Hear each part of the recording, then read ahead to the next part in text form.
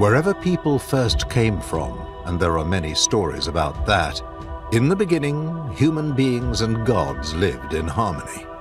In a way, after all, both sides were descended from the same mother, Earth. In those early times, all enjoyed coming together and feasting. One day, their gathering place was set on Mycenae, not far from where Corinth is now. Prometheus was to make the meal. Now, this cousin of Zeus was an excellent butcher, but an inveterate trickster. On that day, he brought a big ox to cook. For Zeus and the other gods, he bundled up the ox flesh and the meaty parts in the animal's paunch to make it unattractive. For the humans, he laid out the white bones but nicely dressed them up in sleek, shining fat.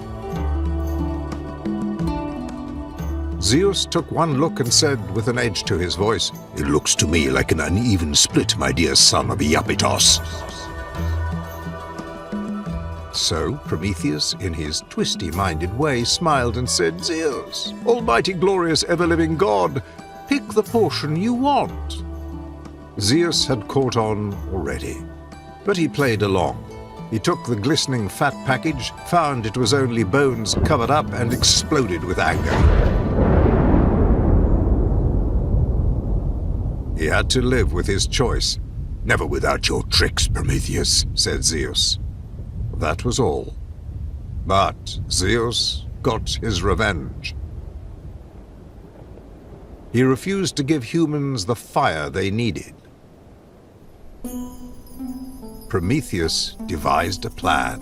There is a plant that grows in marshy places called narthex, or fennel, tall like a bamboo, but with a whitish pith inside it, all the way down. Prometheus secretly made his way to Olympus, stole back fire from where Zeus had hidden it, and returned to the humans, with the flame safely smoldering inside the fennel stalk.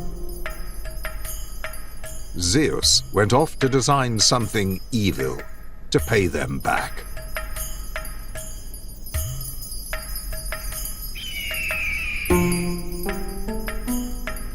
Welcome to CC, the podcast where you see what others see.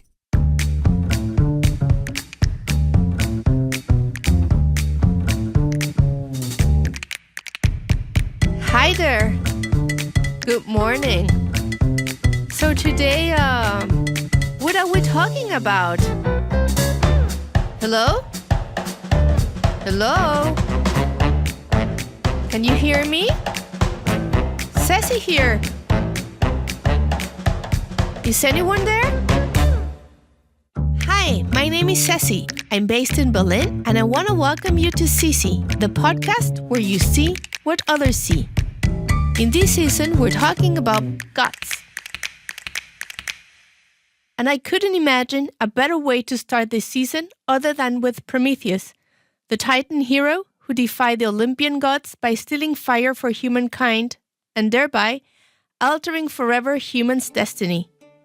Well, today I'm sure you want to know with whom we'll be talking. Our guest today is Richard Martin, one of today's foremost scholars of our time who has made significant contributions to the understanding and interpretation of mythological traditions. Before becoming Antony and Isabelle Raubitschek Professor in Classics at Stanford in 2000, he was Professor of Classics for 18 years at Princeton University. Professor Martin graduated from Harvard University, where he received a Bachelor of Arts and AB in Classics and Celtic Literature, followed by an MA and PhD degrees in classical philology. His research centres on interpreting Greek poetry in the light of performance traditions and social practices. His primary interests are in Homeric epic, Greek comedy, mythology, and ancient religion. His research is further informed by comparative evidence ranging from fieldwork on oral traditions in contemporary Crete to studies in medieval Irish literature. Among his major publications are Healing, Sacrifice and Battle, Messiania and Related Concepts in Early Greek Poetry, The Language of Heroes, Speech and Performance in the Iliad, and Mythologizing Performance, published in 2020. In addition to several articles on Greek, Latin and Irish literature, he's the author of publications for general audiences such as Classical Mythology, The Basics, Bullfinch's Mythology and Myths of the Ancient Greeks. An authority on Greek poetry and myth, he has produced an internet version of Homer's Odyssey with a team at Stanford. Welcome, Professor Martin. What a fantastic opportunity to have you here today. Thank you very much for having me. Well, thinking about my questions, I thought about historical characters like Alexander the Great or Julius Caesar, legends in their own right, whose historical aura has become almost mythical. And then, at the same time, I thought about Aeschylus or other characters, mostly biblical, who might never have existed in real life, but do exist in the collective consciousness through storytelling. And I was caught in the dilemma of a world of in-betweens, of intertwined dimensions of fiction and reality. And I also thought about Herodotus, the father of history, and the way he started writing history with narratives that sway back and forth from historical facts to stories that could be perceived as fantasy. I guess what I want to ask you is plain and simple. Professor Martin, what is a myth and what are myths for? Well, that's a really important question, and I wish I knew the answer, but I think the closest we can get is by saying myths are first and all stories. And they're stories that have an importance to some sort of collectivity. I like your phrase, collective consciousness.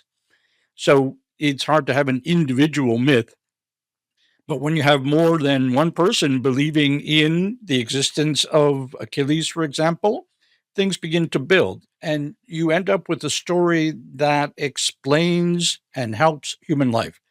So I think their myths exist in many forms. You might not call them all myths. Sometimes it's advertising, sometimes it's propaganda, but these are narratives that help you get along.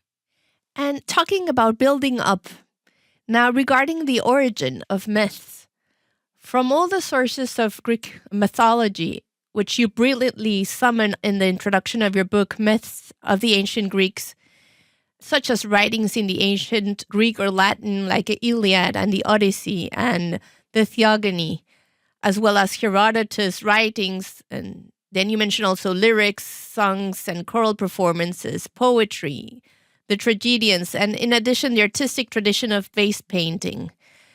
On all of these pieces, or when all of these begin to gather into a puzzle of a picture that tells us a story. But then I ask myself, what story? Because we know that stories change, as you mentioned. It's not just an individual story, but as a building up of different stories. So they change depending on the time they're told also, and of course, on who tells them. And I want to ask you two things, Professor. First, are myths part of every culture? And second, could the way a myth is told help us understand the system of values and beliefs of a particular culture? Well, to start with the first question, I believe myths are part of every culture. The culture itself might not recognize it in terms that we apply to myth. When we say myth, often is used as a kind of contrast for reality or truth or history. So other cultures have different arrangements of their terms for these things. And think even in English-speaking cultures where we say myth is different from legend, is different from folktale, we try to make these distinctions. But I'm pretty sure there's no culture without a similar category.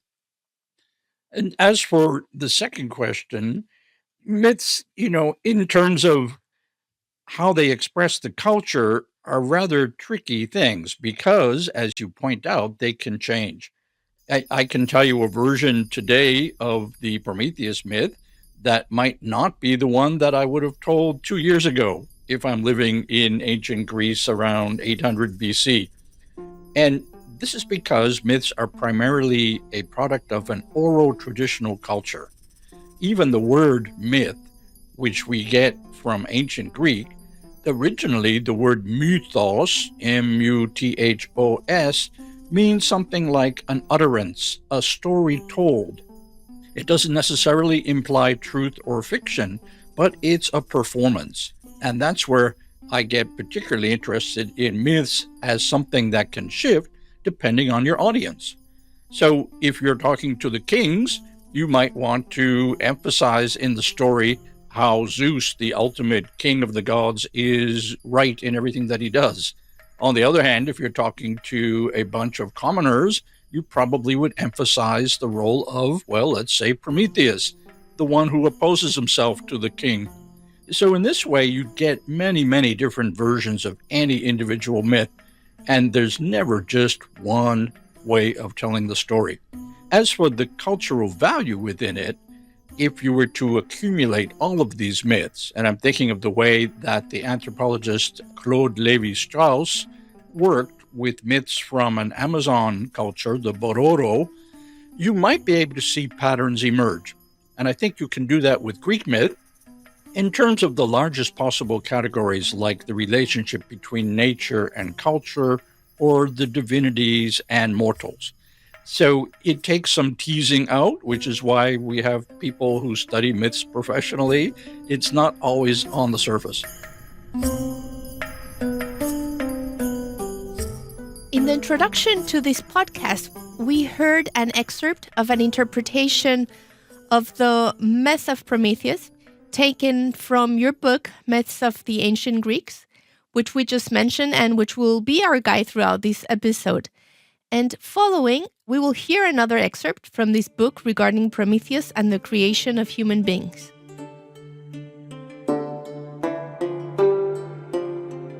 Some say that Prometheus, the forethinker, first created human beings while he was experimenting one day with clay and water. Like a potter, he kneaded the earth and built up his creation. He fired these clay models with life and let the newly made men and women go forth on their own. But he was looking after them, even though the Olympian gods could not be bothered much about humans. So let's talk about the power to create and the ability to transform matter. And we were mentioning these nuances, the differences in the approach that storytellers take when telling a story, depending on their perspective and also in a social dimension. And Prometheus is established as mankind's benevolent benefactor through the giving of fire, representing the ability to cultivate and pursue knowledge. But, and please correct me if I'm wrong, in either of the text of Hesiod nor from dramaturg Aeschylus, Prometheus is responsible for the creation of humans. And this act remains either unexplained or is completed by other gods. You're exactly right. And it is later that we begin to see references to Prometheus as the creator of men. And what I've noticed is that throughout the Roman Empire, the myth of Prometheus as a creator of humans is incredibly popular. So my question is, how should we interpret the Greeks conceiving Prometheus as benefactor of humankind versus the Romans who, in addition, saw him as creator? In any case, why was Prometheus in and outside the Hellenistic world so fond of humans? I think it's still something of a puzzle because in the sources that you mention, Hesiod, who's a poet from around maybe 700 BC, and Aeschylus, a dramatist from the early and middle 5th century BC, we don't have any motivation. And we don't get that key fact that it was Prometheus, in some versions, who actually created humans. We tend, I think, to see ancient Greek versions through the lens of the biblical narrative of Genesis, where the Almighty God creates human beings as an act of love and will out of mud or dust, sort of like Prometheus with his clay, And there's motivation there. But puzzlingly, in the Greek version, we never hear why he does it. It's as if it's a sort of jeu d'esprit. He just is playing around. It's hard to say that he even animates them. And I think part of this is the mirage that's caused by the purposes of Hesiod and Aeschylus. Both of them want to focus on a kind of competition between this particular divinity, and after all, he's the first cousin of Zeus, and his much more powerful cousin. So it's a showdown in both Hesiod and in Aeschylus. And there doesn't seem to be any room for the idea that Prometheus might have created human beings, and that's why he wants to give them fire. If I can just recall one of the details in the Hesiod version, Prometheus is a trickster. He's like that universal folklore figure, a spider in Africa, coyote in Native American myth, Maui in Hawaii. These are all trickster figures. And his trick is to deceive Zeus. So you could say he started this all. There's a sacrifice in the days when human beings and gods all ate together. Prometheus disguises the good part of the meat in an ugly looking cover, and he puts the bones inside a very attractive cover. And Zeus, even though he knows what's happening, picks the quote unquote wrong sacrificial portion and then gets angry and then takes fire away from humans. And that's why Prometheus goes and steals it back. And the punchline, of course, of that story is that Zeus then doesn't steal it again from humans. Instead, he sends the very first woman, Pandora. So in Hesiod, it's this kind of tit-for-tat contest. In Aeschylus, it's a kind of rebel against the chief god, and there just isn't room to tell the creation story. I wonder, in that the contrast you mentioned between Greece and Rome, which I hadn't really thought about before, so thank you. I think the Romans, in a way, have solved the power problem because they're not living in a system of 800 different city-states where there's questions of who's going to be the monarch or who's going to be the tyrant. They've got that settled. So they can use their mental energy, as it were, thinking more about anthropological questions. Where do humans come from? And let's remember that they are great brick makers, road makers, engineers. They're focused on creativity in the technological sense. So that might explain part of the contrast. Yeah, what a great explanation. Them being also able to create and to ponder construction along with their hands and transform matter for that means. Professor, you were talking about these parallels and how we see things through the lenses of our mindset. And you mentioned the Genesis. Also, this other part of the story in which Pandora is considered the first being of another race, a woman that is created by Zeus. We will hear another excerpt of your book, Myths of the Ancient Greeks. He had Hephaestus make out of clay a figure that looked like a bashful human maiden, with a human voice and looks that would rival those of a goddess. Athena dressed her in a silvery gown, adorned her with jewelry, and on her head placed an intricately worked veil, topped with a crown of lovely blossoms.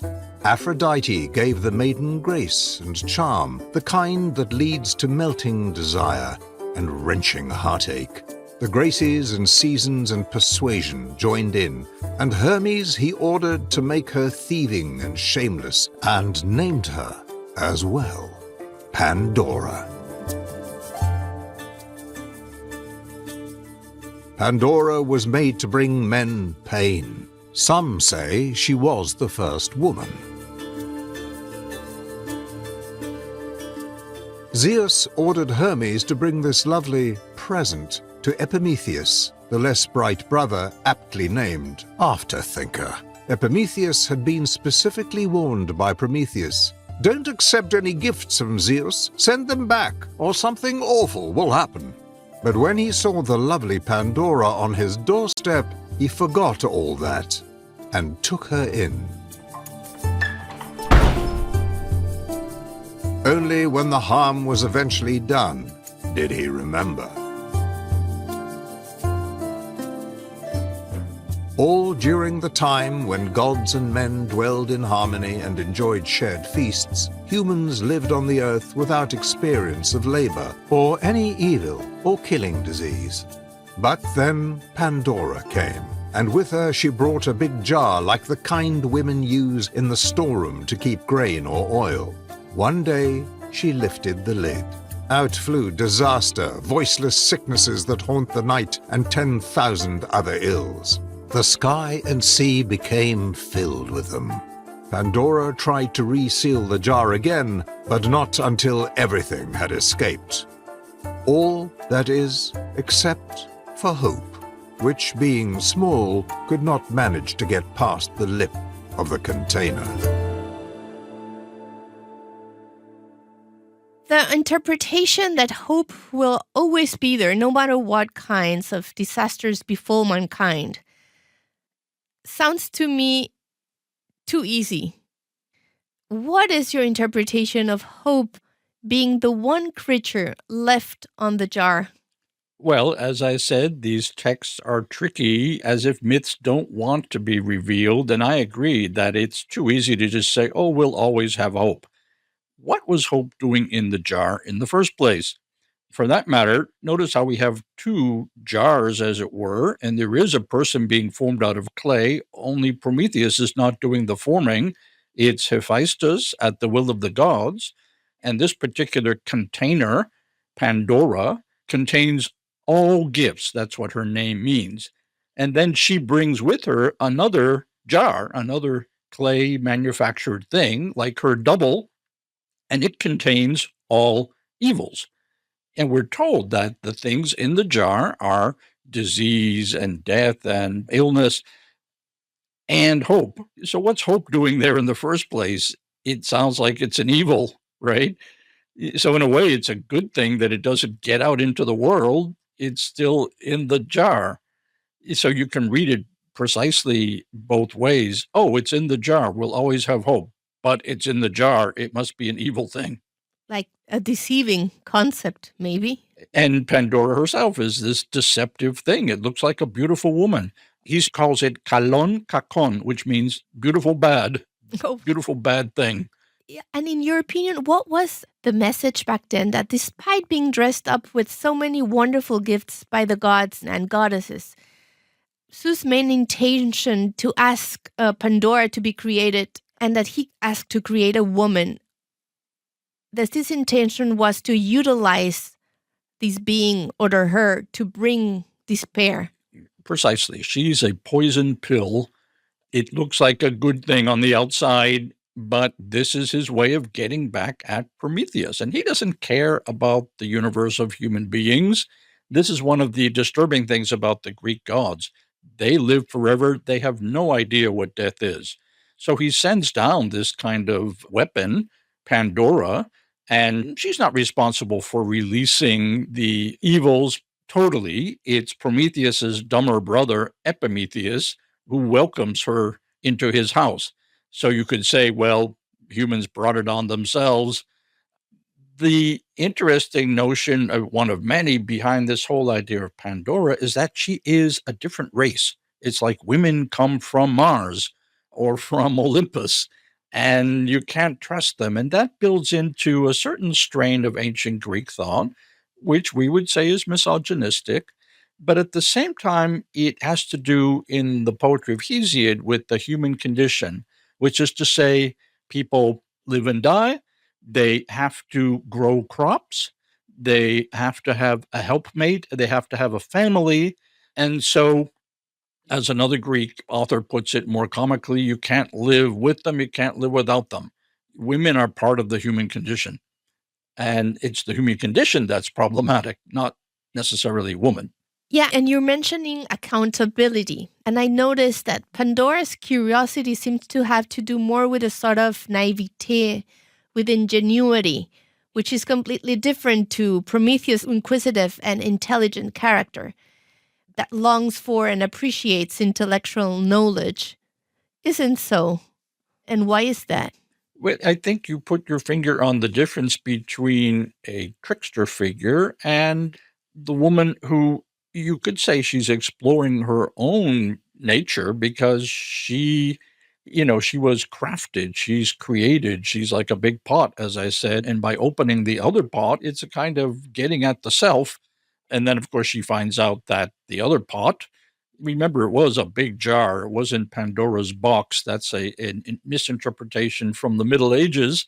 But this other box turns out to not be very helpful. It's full of things that, unlike Pandora herself, so the nature of Prometheus, I think you're right. You get by contrast with the nature of Pandora.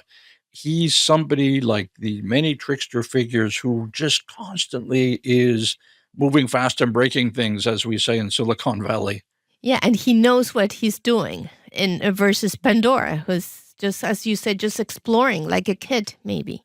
Yeah, yeah, he knows precisely, so much so that in the play by Aeschylus, which I just reread in Greek and remembered how powerful it is, he's got this secret and he knows exactly how Zeus is going to be threatened. And here's what drives Zeus crazy, that Prometheus won't divulge the secret as to how Zeus is going to be overthrown someday. And that's why he pins him in the Caucasus and eventually buries him under a big mountain. And after that, he will sort of be extracted and tortured with the eagle eating his liver. So it's Zeus is going crazy because Prometheus does know too much. The late Robert Bellah, one of the leading sociologists of our time, defines religion as our human response to being alive and having to die, a set of symbolic forms and acts that relate man to the ultimate condition of his existence. In many respects, I thought this definition could certainly be also applied to myths. And we see how Christian iconography depicts the absorption of myths in Christian dogmas and narrative. How did this process begins to happen, and how do myths end up turning into religion? This is a really big set of questions, and I would acknowledge, first of all, that myth does do a lot of the work of religion. And the thing we have to remember about Greek myth is that it's a strange combination from our point of view of belief and ritual and entertainment. So you tell stories about the gods and all of their doings and humans and heroes, but at the same time, the next morning you wake up and you go and you sacrifice a lamb at the altar of the gods. So it's taken seriously at the same time as it's sort of entertaining. I think that's why it's hard for us to grasp as religion, but it is basically a part of ancient religion. And religion and myth both give you this totalizing worldview. Now, as for the Christian pagan interface, I wish we knew a lot more about that period. What we can say is that the earliest Christian writers were thoroughly conversant with Greek myth or with Roman versions of that. And someone like Clement of Alexandria, Tertullian, the Christian father from North Africa who's living around 200 or so AD, actually mentions Prometheus.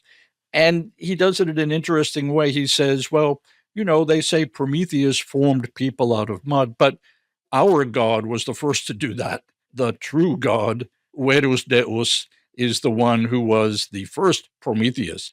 So they're trying to acknowledge that a lot of the people they want to convert have this other totalizing system, and they bring it into coordination with the new kid on the block, the new religion, Christianity.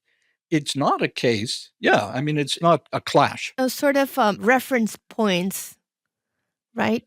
Is that Yeah, what it is? exactly. Yeah. So you work, as any teacher knows, from what is already known to the unknown. So they start with the known, Greek gods, and they sort of work towards monotheism. There are so many different twists and turns to that story that I could go on, but I'll give you just one other example. The ancient Greek word for a minor divinity, or when you want to talk about a god and you don't want to mention his or her name, is daimon, Daimon. In the course of Christianizing, that becomes demon. So the minor Greek gods are dismissed as sort of fake gods. They're daimones in the sense of demons. And continuing with Robert Bellah and religion, Bellah identifies a range of cultural capacities whose emergence made religious development possible. These being, for example, communal dancing and storytelling and theorizing. Now, our ancestors in the ancient world were able to give a transcendent meaning of their everyday struggles through a parallel reality offered by myths. And theater seemed to have provided them, as you were mentioning, with the perfect means to be swept away to other dimension. The role of play, specifically performance, and this includes rituals, I suppose, seems to have worked as a sort of a bridge that binds myth with religion. Professor Martin, what was the importance of performances in the process of myths developing into religion, and what role did Muses play in it? Performance, I think, is a really important term, and it does cover, as you say, ritual. It covers oratory. It covers the sort of thing you would say in the assembly in Athens. All of these are, to use a term that I use to define myths sometimes, authoritative utterances. They're things done by people who have some sort of knowledge or power in front of audiences. Those are the key factors. When you come to drama specifically, this is under the realm of a particular god, and it seems to develop, as Aristotle already pointed out, from festivals connected to Dionysus, the god of wine and growth. He's also the god of ecstasy, and literally, ecstasy is ecstasis, standing outside yourself. So when you put on a mask and you become another character in Greek drama, that's a form literally of standing outside yourself.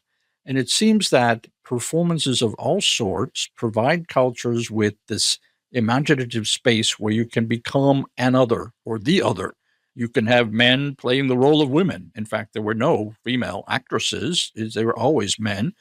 And the unresolved question is still being debated every year is to what extent, when Greeks went to, say, the latest tragedy by Sophocles, they were involved in a religious event. Was it like a liturgy? Was it like a mass? Or was it pure entertainment? So we keep circling back to this paradox that for us, entertainment and religion are opposite sides of the spectrum. For them, they're one thing. My second question was about the role of muses. What role did muses play in these performances, Professor? Well, because as you say, performance is so crucial, the muses represent, I guess you would say, the urge to perform.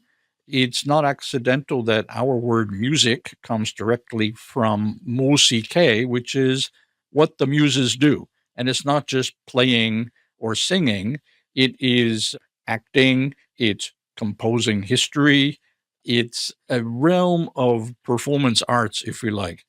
The genealogy of the Muses is important mythically. Their mother, you remember, is named Mosune, which means memory, and their father is Zeus. And again, to go back to Hesiod's poem from around 700 BC, the Theogony, the very first thing that the Muses do, it seems, every day is to troop over to Zeus's house and sing in praise of Zeus.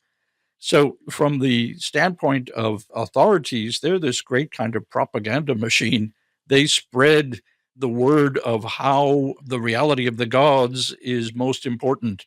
They really are good daughters of Zeus, but they're also daughters of memory. And every one of these performance arts is a matter of bringing back to life something that was experienced in a culture where you didn't have writing. That's the other important thing. Until around 700 BC, writing was not commonly used at all.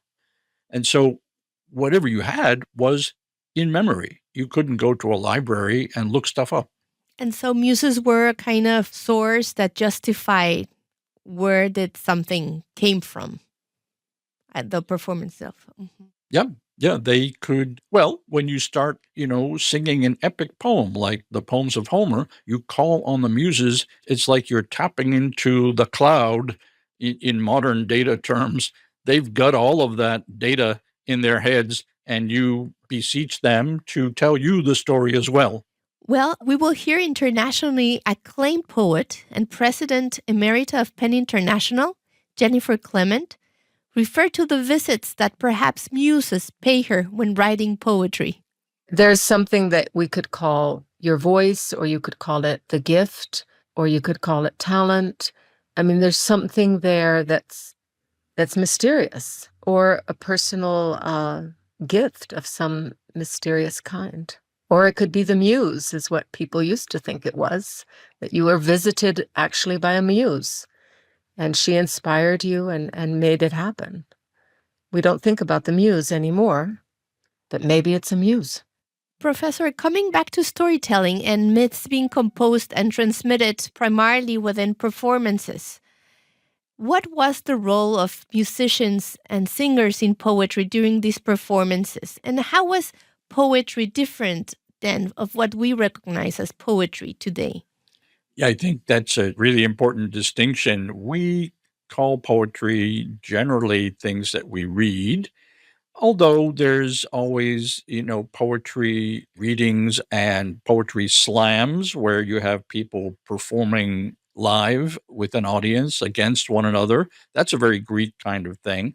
But if you think of another word for poetry, which is a lyric or lyrisches in modern European languages, that comes from the Greek word for a musical instrument, the lyre. So poetry and song were to most indistinguishable.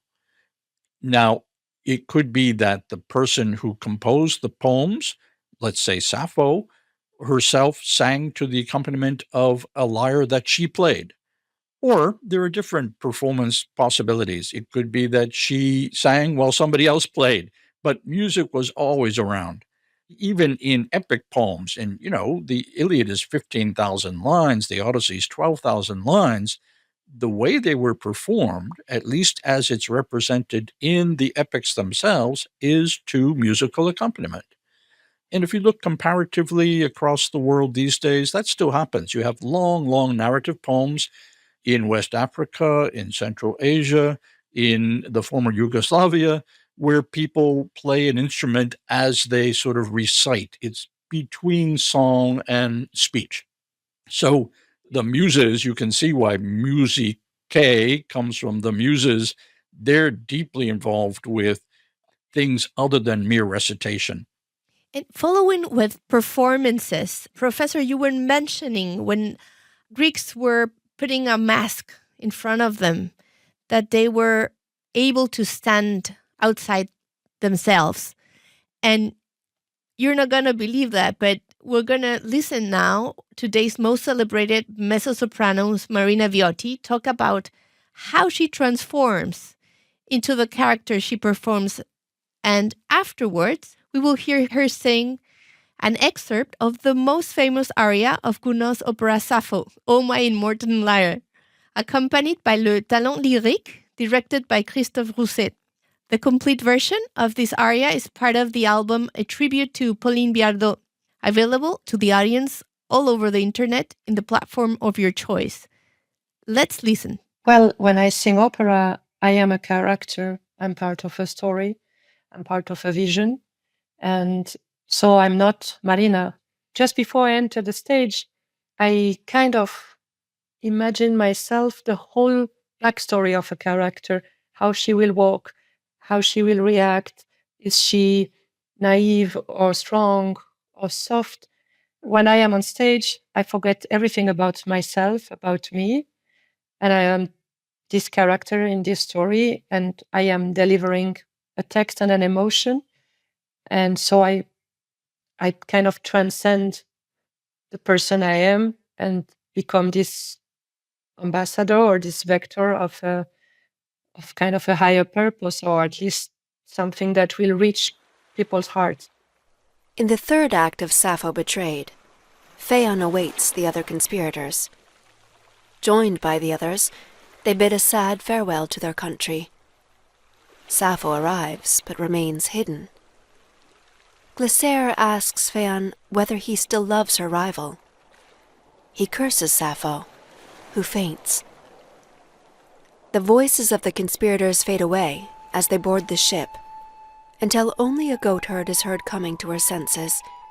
Sappho sings, and unwilling to live without Phaon, hurls herself into the sea.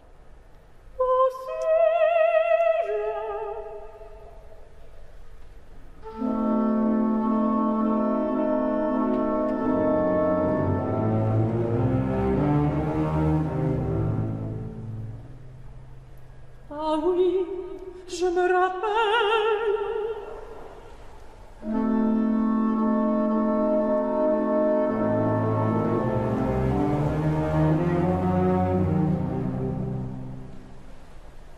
Tout ce qui m'attachait à la vie est brisé.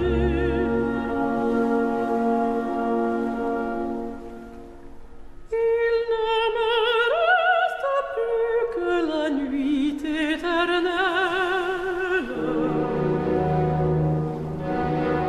pour reposer mon cœur de douleur épuisé.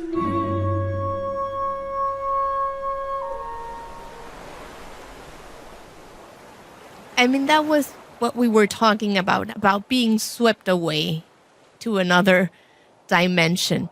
And we were talking about the importance of the social dimension in the developing of a myth and how ancient Greek theater was by no means mere entertainment.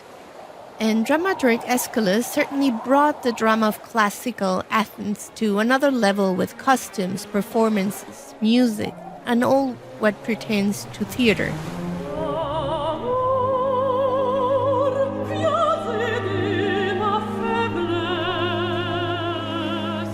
We have come to the end of the first of the two parts of this episode dedicated to the myth of Prometheus. Professor Martin, thank you very much. Next time, we will be talking about the liver, the eagle that devours, sacrifice, and the challenges presented by today's Prometheus, and much more. Thank you very much. It's been really stimulating. To our audience, thank you too, and we will see you next time. Bye-bye. Hi, we would love to hear your comments and learn about what you see. Share your input at www.ccpodcast.com and follow us on social media. Oh, I almost forgot. To accompany us in this season's journey, don't forget to hit the subscribe button.